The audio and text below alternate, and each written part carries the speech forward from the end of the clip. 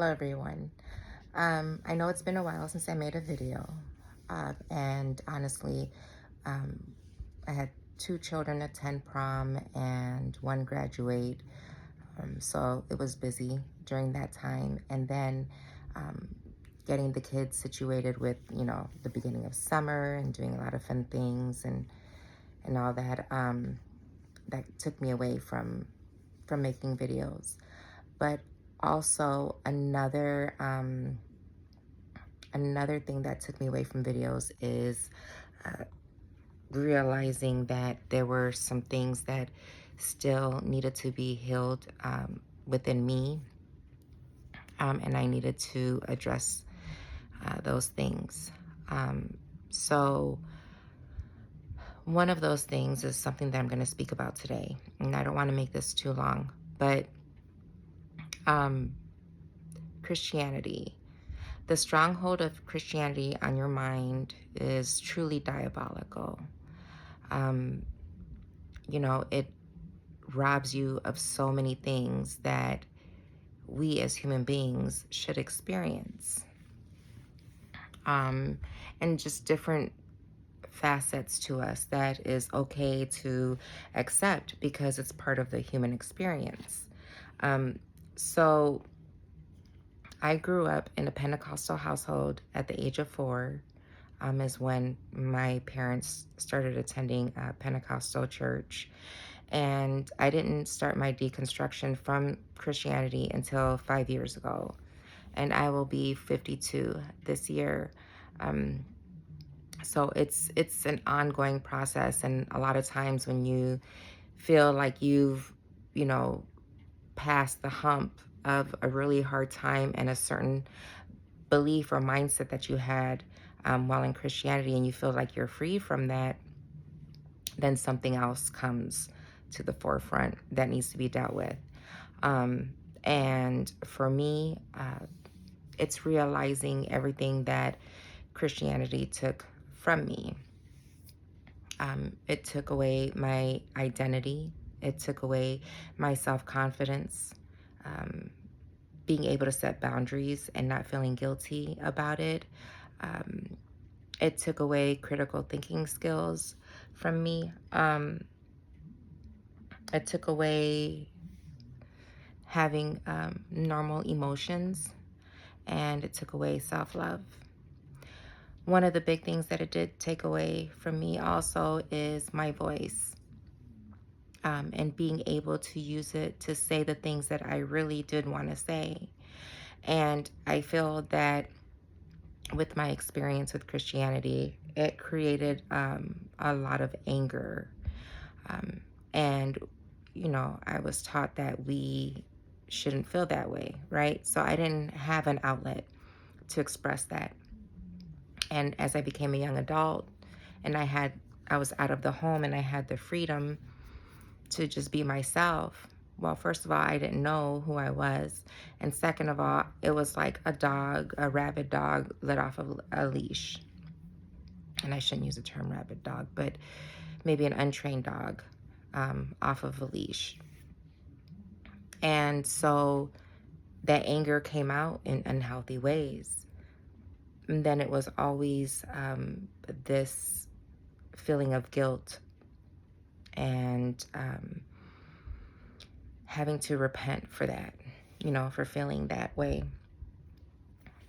So now I am at the point where I'm getting in touch with my feelings, but I want to be in it to be in a healthy way. And standing up for yourself is a healthy way. Speaking about your experiences is a healthy way. Standing up for other people is a healthy way. You know, I don't subscribe to the fear mongering and the violence and just the extreme ways of Christianity in that direction. But I also don't resonate with the whole love and light from the spiritual community. Yes, I do believe we need to be loved, but love can manifest in so many different ways.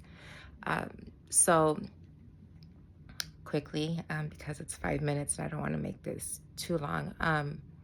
One of the things that created that anger within me is, like, at the age of 3, I was sexually abused by my uncle. And then around the age of 7, I was sexually abused by my other uncle. And then after that, I was sexually abused on a daily basis, until I was 16. So from the age of 8 to 16, by my father. And in that instance, it was always, looking for help for my father, trying to find him help. Basically, I guess, trying to save his soul. I don't know. But it came in the form of, therapy and prayer sessions, and at one point, an exorcism, which I'll have to touch on that later. But, and then the last time before I was taken out of that situation, because the adult was told at least 4 times, throughout my life, what was happening. Um, and I was still expected to live like nothing happened. But the one time before I was taken out of that situation, I was advised to, notify CPS about, uh, the instance when it happened, and to let them know that it happened before the statute of limitations in that state, just so that my father wouldn't have to serve any jail time or any repercussions, for that. Um, but at the age of 16, I was taken out of that situation, and there was still no help. It was always just to lean on God. Um, and that really and truly, um, it just, it wasn't it. Right? Because when you believe in something outside of yourself, it's hard for you to find the confidence. It's hard for you to find the answers that you need. And we're always told to look to God, but God has never given me any answers. And just having faith alone is not an answer. Not when you're trying to navigate life and figure out why things happen to you, and why no one was there to help you. And so I truly believe that, it's okay to question and to look for answers.